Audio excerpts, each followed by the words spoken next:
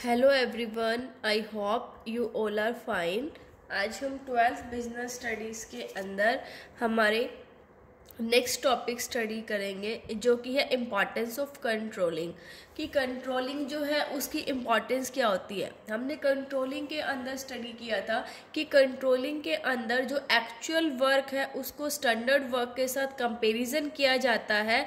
Then ये देखा जाता है कि उसके अंदर कोई अनफेवरेबल डेविएशंस तो नहीं है। अगर डेविएशन निकल कर आती है तो टाइम पर करेक्ट एक्शन लिया जाता है ताकि वो चीज़ फ्यूचर में दोबारा अराइज ना हो। ठीक है, तो अभी हम इसकी इम्पॉर्टेंस स्टडी करेंगे कि जो कंट्रोलिंग है उसकी क्या इम्पॉर्टेंस होती है। जो हम करते हैं ये कंट्रोल, इसका इम्पॉर्टेंस क्या है। सो देखिए, फर्स्ट है हमारा helps in achieving organisational goals. देखिए, ऑर्गेनाइजेशनल गोल्स को अचीव करने में जो कंट्रोलिंग है वो काफ़ी हेल्प करती है। कैसे, देखिए, the controlling function measures progress towards the organizational goals and indicates deviation if any to take corrective action। देखिए, जो कंट्रोलिंग है वो क्या करती है, एक्चुअल वर्क को स्टैंडर्ड के साथ कंपैरिजन करती है, कंपेयर करती है। ठीक है, उसके बाद ये देखते हैं कि क्या उसके अंदर कोई डेविएशन तो नहीं है, और अगर कोई डेविएशन है तो करेक्टिव एक्शन लेकर ठीक करती है। मतलब जब टाइम टू टाइम ये चीज़ चलती रहती है, कंपेरिजन होता रहता है, तो उससे ऑर्गेनाइजेशनल जो गोल्स है वो एफिशिएंटली और इफेक्टिवली अचीव होता है। नेक्स्ट है जजिंग एक्यूरेसी ऑफ स्टैंडर्ड्स। अब स्टैंडर्ड्स की एक्यूरेसी को भी जज करती है। कहता है N efficient control system enables management to verify whether the standards set are accurate or not by carefully checking the changes takes place in an organizational environment। और जो एक efficient control system है, अगर एक efficient control system होता है तो वो क्या करते हैं कि मैनेजमेंट को enable बनाता है इस चीज़ के लिए कि क्या जो उन्होंने स्टैंडर्ड सेट किए थे वो एक्यूरेट है भी या नहीं है। कि जो ऑर्गेनाइजेशनल एनवायरनमेंट के अंदर जो चेंजेस हो रहे हैं उनको स्टडी करके फिर ये चेक करते हैं कि क्या उन्होंने जो स्टैंडर्ड है वो ऐसे तो सेट नहीं कर दिए कि जो अचीव ही ना हो सके। ठीक है, सो ये क्या करते हैं कि स्टैंडर्ड्स को भी एक्यूरेसी से क्या करते हैं, जज करते हैं। तो ये सब किसकी वजह से होता है, कंट्रोलिंग की हेल्प से होता है। नेक्स्ट है make efficient use of resources. Controlling से रिसोर्सेज का ऑप्टिमम यूटिलाइजेशन होता है। ठीक है, कैसे होता है, देखिए, जब काम पर्टिकुलरली चेक होगा, सब अपना अपना काम करेंगे, उनको पता है कि क्या होगा, कंपैरिजन होगा एक्चुअल का स्टैंडर्ड के साथ। और जो देखो कई बार क्या होता है कि ऑर्गेनाइजेशन के अंदर बैचेस भी बना दिए जाते हैं, तो इससे पता चल जाएगा कि कौन से बैच ने जो है वो काम टाइम पर कंप्लीट नहीं किया है और डेविएशन जो आई है वो किस कारण से आई है। तो रिसोर्सेज का प्रॉपर जो है इसके अंदर यूटिलाइजेशन होता है, मिस यूटिलाइजेशन इसके अंदर नहीं होता है।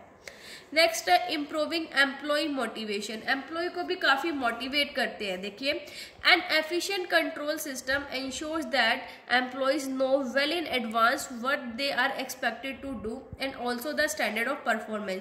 देखिए, कंट्रोलिंग से उन्हें जो एम्प्लॉयज है उनको पहले ही पता चल जाता है कि वो उनसे क्या एक्सपेक्ट कर रहे हैं, क्योंकि जो स्टैंडर्ड्स डिटरमाइन कर दिए तो उन्हें भी पता है कि एक दिन में 80 यूनिट्स जो है वो अचीव करनी है। तो एम्प्लॉयज को पहले ही पता चल जाता है कि उनसे क्या वो एक्सपेक्ट कर रहे हैं, तो वो उनको जो स्टैंडर्ड्स है वो उनको मोटिवेट करते हैं कि ये चीज़ उन्हें अचीव करनी ही है। इनसे उनकी जो परफॉर्मेंस है वो काफ़ी बेटर होती है, मतलब मोटिवेशन जो है वो काफ़ी मिलता है। इसलिए कंट्रोलिंग से जो एम्प्लॉय है वो काफ़ी मोटिवेट होते हैं।